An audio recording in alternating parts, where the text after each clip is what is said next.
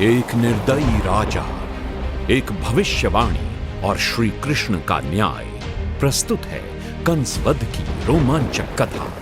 मथुरा का अत्याचारी राजा कंस, जिसने अपनी शक्ति और क्रूरता से समस्त राज्य को भयभीत कर रखा था, लेकिन आकाशवाणी उसके जीवन में एक ऐसा भय था जिसने उसे पूरा जीवन बेचैन कर रखा था।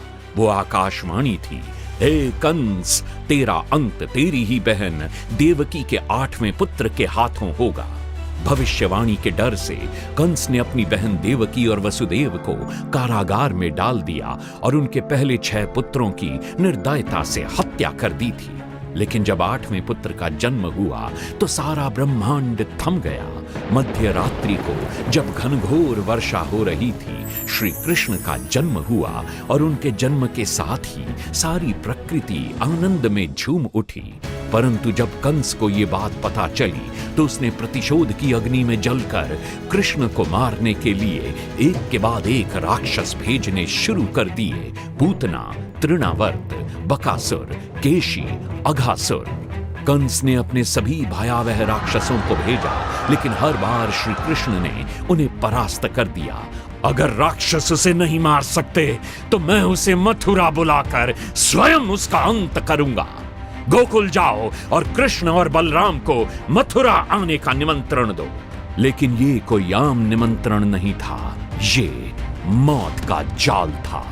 जब श्री कृष्ण और बलराम मथुरा पहुंचे तो पूरी नगरी में हलचल मच गई। लोग अवाक रह गए। देखो, ये वही बालक है जिसने कंस के सारे राक्षसों को परास्त किया है।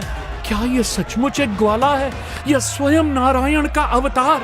मथुरा पहुंचते ही श्री कृष्ण को मारने के लिए कंस ने अपना पहला घातक हथियार छोड़ा, कुवैला पीड़, एक विशाल मदमस्त हाथी। कृष्ण को कुचल दो! लेकिन श्री कृष्ण मुस्कुराए और एक ही पल में उन्होंने हाथी की सूंड को पकड़कर उसे भारी बल से भूमि पर पटक दिया। अब समय था कंस के महाबली पहलवानों से भयंकर युद्ध का। चाणूर, मुष्टिक, इस ग्वाले को कुचल दो!